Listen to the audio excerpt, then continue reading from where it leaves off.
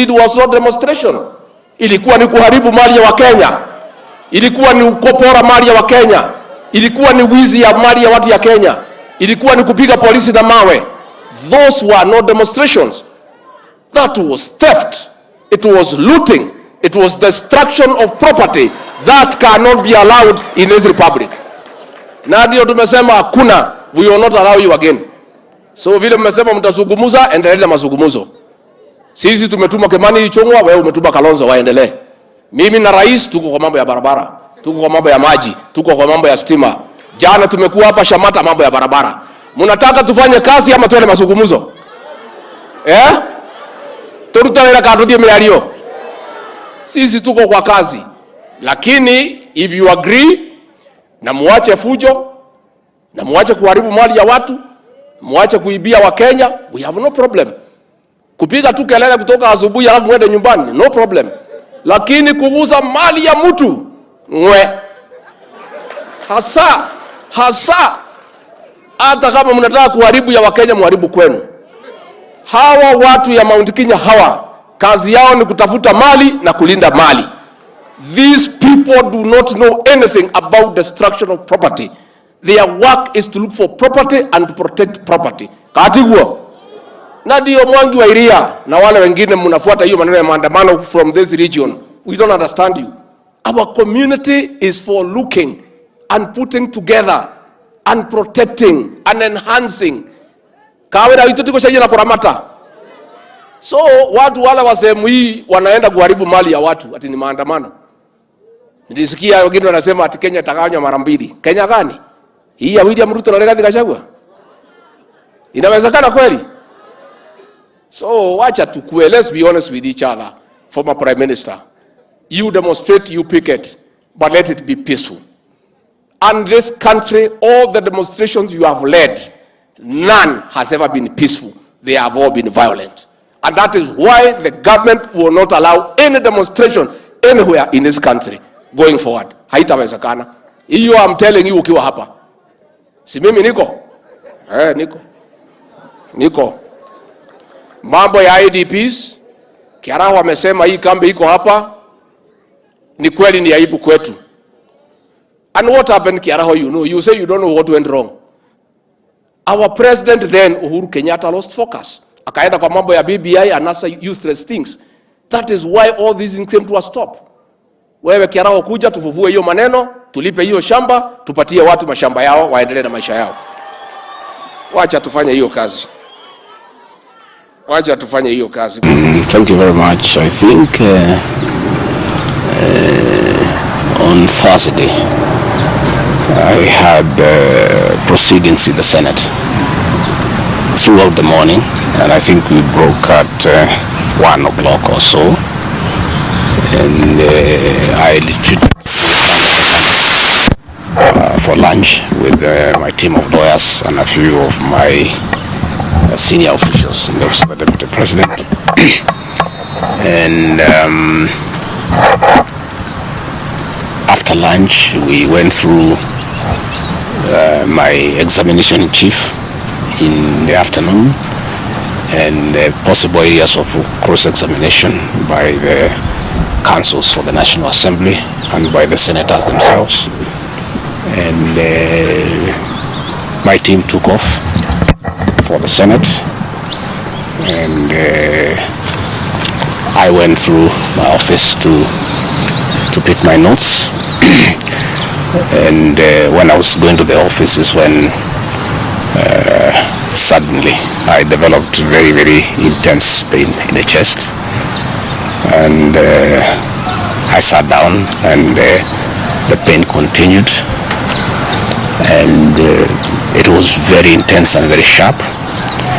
And I did call my doctor, Dr. Vikonyo of this hospital, who has been my doctor for the last 20 years. And I described him in brief how I was feeling. He asked me about the intensity of the pain, and I told him it was very, very, very intense. And as we were speaking, I started having shortness of breath, and Dr. Gachagua instructed me to drop everything I was doing and get here to Karen as quickly as possible.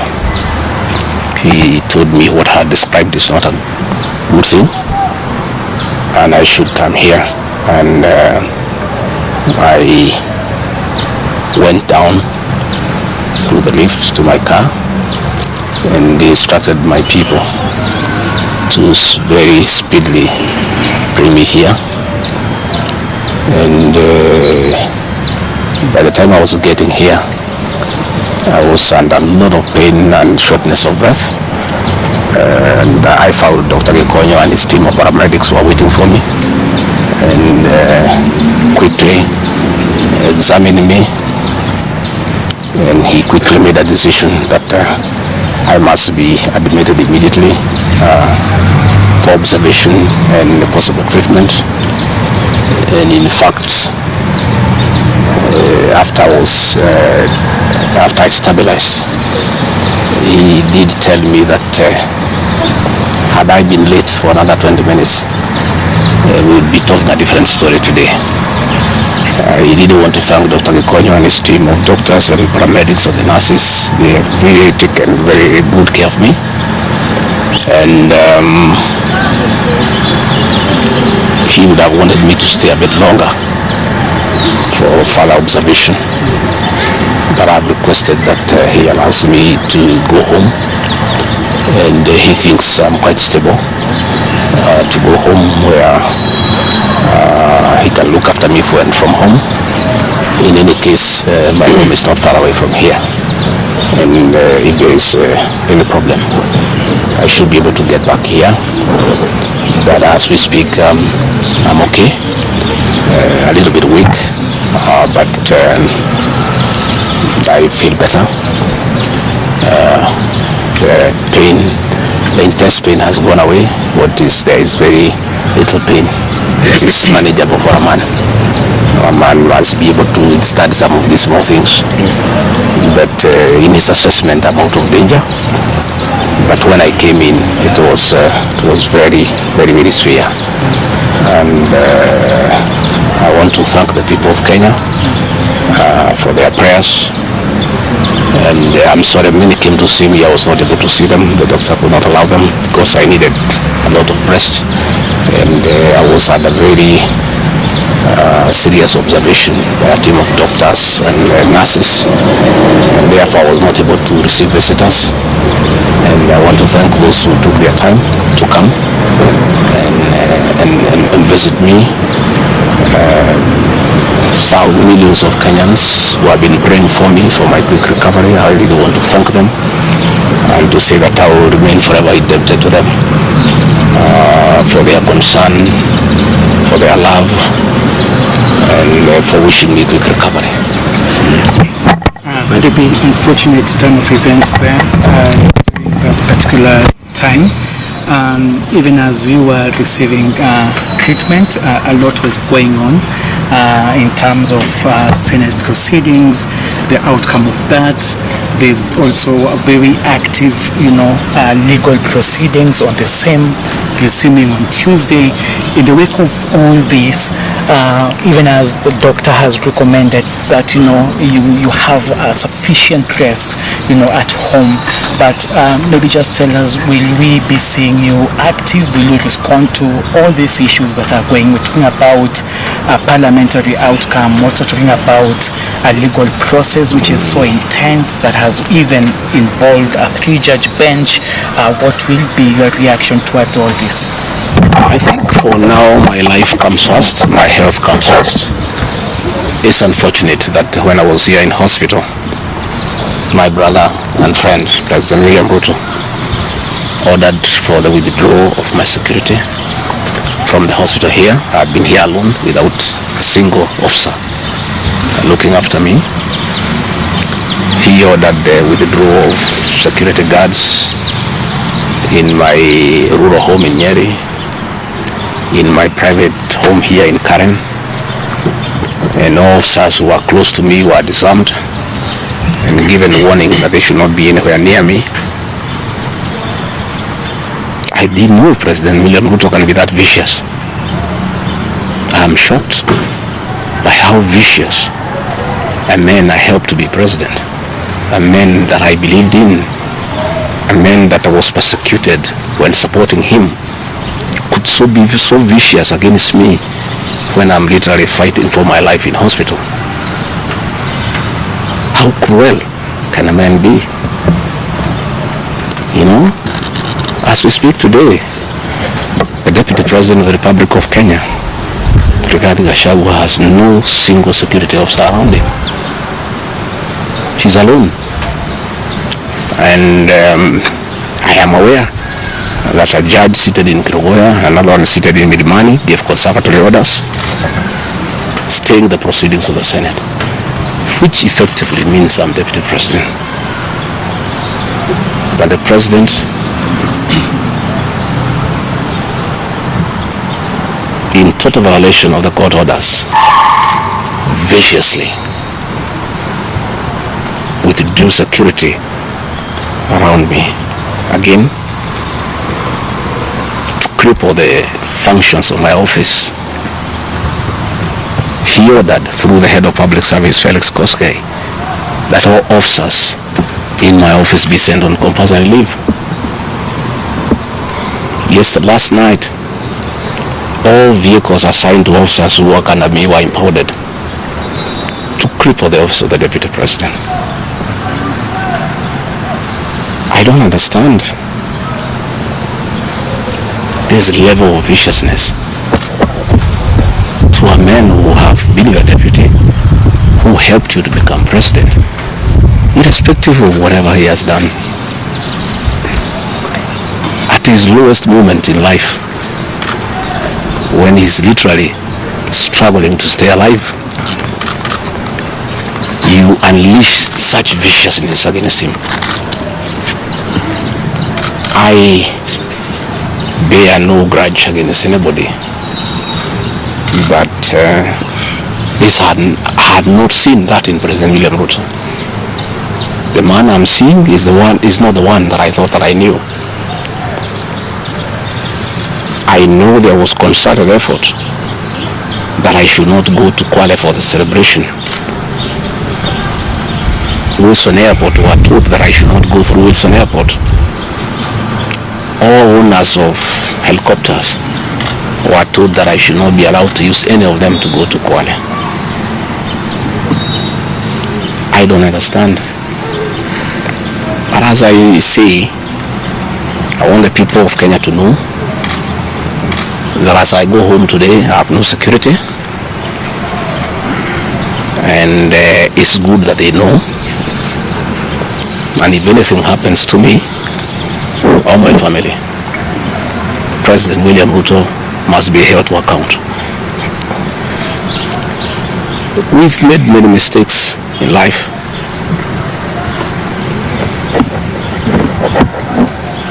and we keep on learning. I trusted President William Ruto. The people of the region where I come from, the Mount Kenya region, trusted him. In fact, as we were preparing to go to office, nobody else trusted him. Musalia Mudavadi demanded that they must sign an MOU with him, which they did. Moses Wetangula demanded that they must sign an MOU with him, which they did. Amazon Kingi demanded the same. Alfred Mutua, everybody else.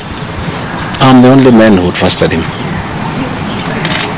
Verbally, because we are Christians, we used to go to church together. And as a Christian, I believed a fellow Christian that he would never betray me or my people. For the last 1 year, it's been very difficult for me, but I'm a very persevering man, very enduring. And what happened on Thursday is a culmination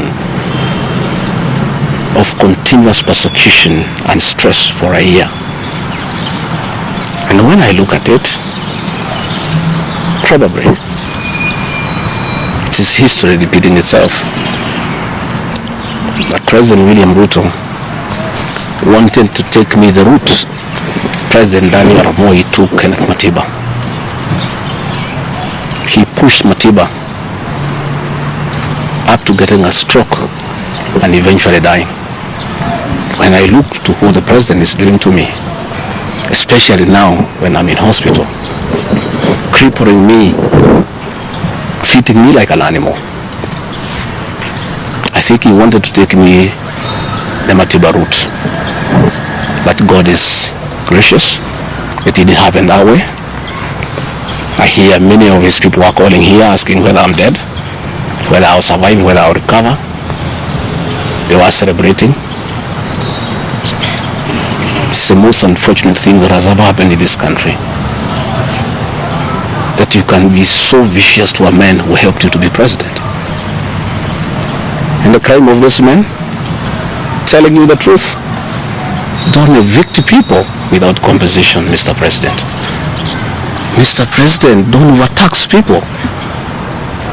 You are killing them, you are killing their businesses. Don't force a housing program on people.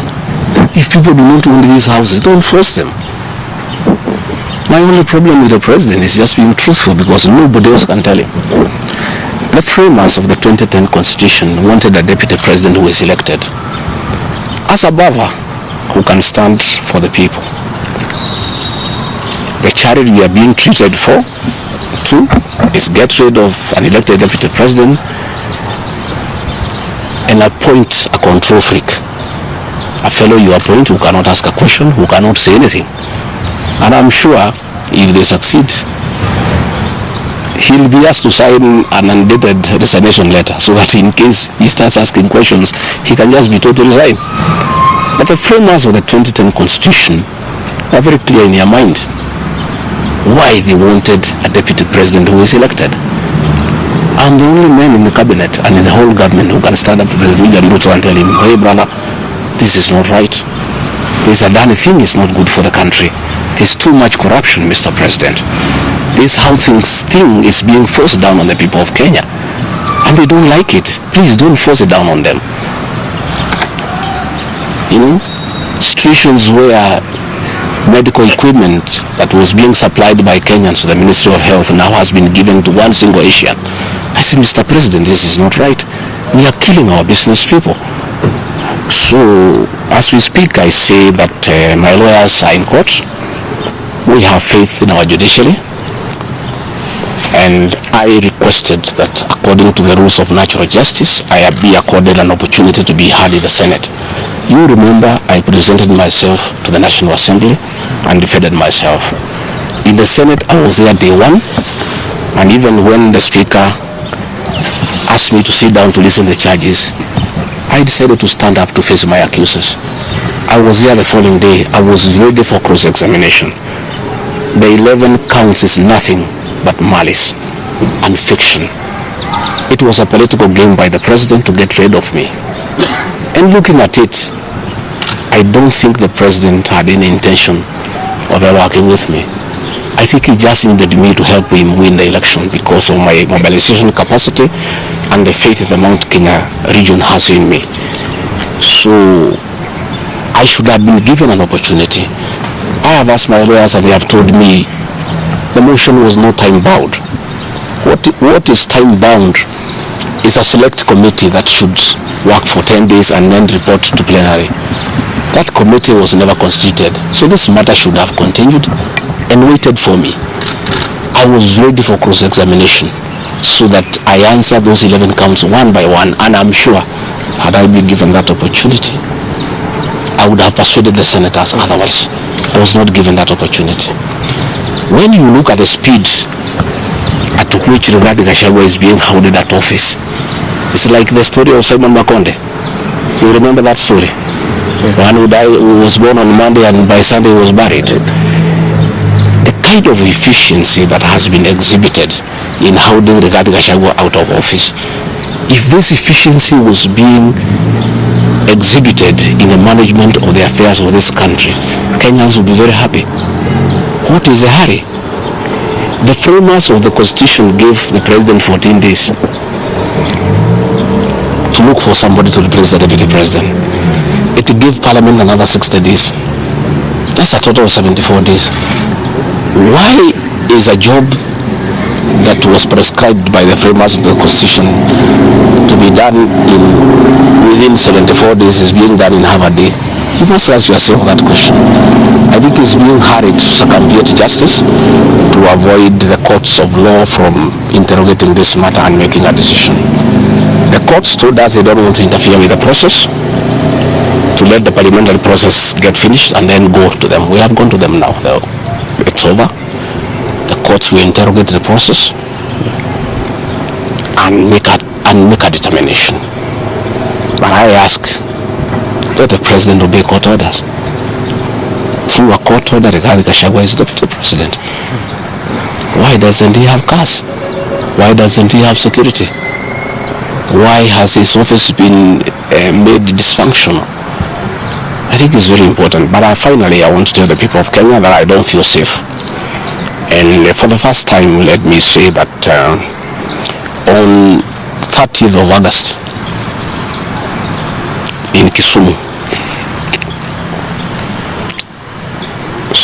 undercover security agents entered my room in Kisumu and bagged it, and one of them tried to poison my food. But we detected it and we were able to escape the scheme. I was supposed to be killed through poisoning. On 3rd of September in Nyeri, another team from the National Intelligence Service came to Nyeri and tried to poison food that was meant for me and Kikuyu Council of Elders.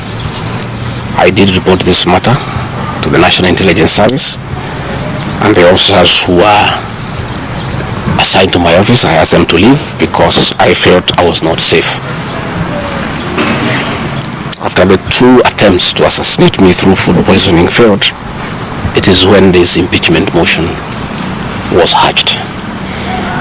When my security was withdrawn here, officers from the National Intelligence Service have been hovering in every room, in every compound here, to an extent that I had to call my wife and my children to come and stay in my room, just in case they get entry to my room or compromise the people who are treating me.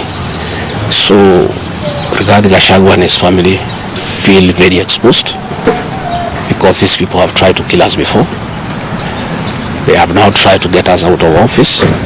So I asked President William Ruto, my brother, I helped you to be president, leave me alone. Leave my children alone. Do whatever you want, but let me live. Let me look after my children. You can do whatever you want with the country, but allow me to live. Because I was there for you when you needed somebody to be there for you. When you were in trouble and you needed a man who could stand with you, I stood with you, with my family. You have paid us in kind by being so cruel and vicious against us. We are simple people. We are a very small family. Let us be. Do whatever you want, but please, Mr. President, I beg you, don't kill us. Don't kill my children. You have caused me enough pain for the last 1 year. Please, leave me alone. Let me be. God will take care of me. I don't have to have security. I don't have to have drivers. I don't have to have cars. Please allow me to have my peace, if nothing else. And remember, I was there for you when you needed a man to be there for you. Let the courts of law uphold and protect our Constitution.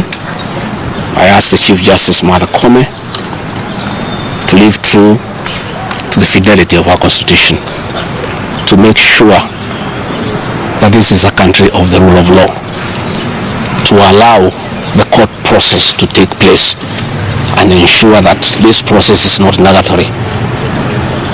There are orders asking that Rigathi Gachagua remain in office until this matter is heard and determined. Let it be. Thank you very much. Just a quick one, please. I don't want to